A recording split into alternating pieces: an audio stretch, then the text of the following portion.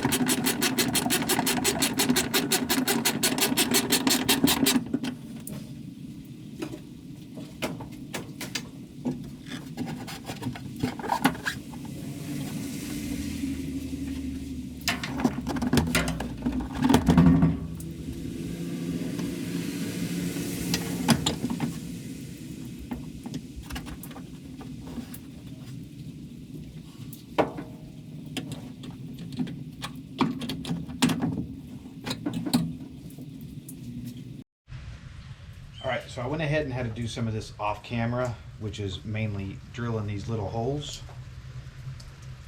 These are going to be for the bolts. What I did is I got one set in and I just marked it with my fingers. So I put that side in the bolt, and then as you can see I just marked the inside with the bolt and just kind of pushed it up and down with some pressure on it, made a scratch on it. That allowed me to be able to measure where this next bolt is so that it doesn't buckle and bend or be short. Just a little thing that I did just to make it a little bit easier to get it on. That scratch is going to be on the back side, so it's not going to show. But we'll go ahead and continue getting this thing moving forward.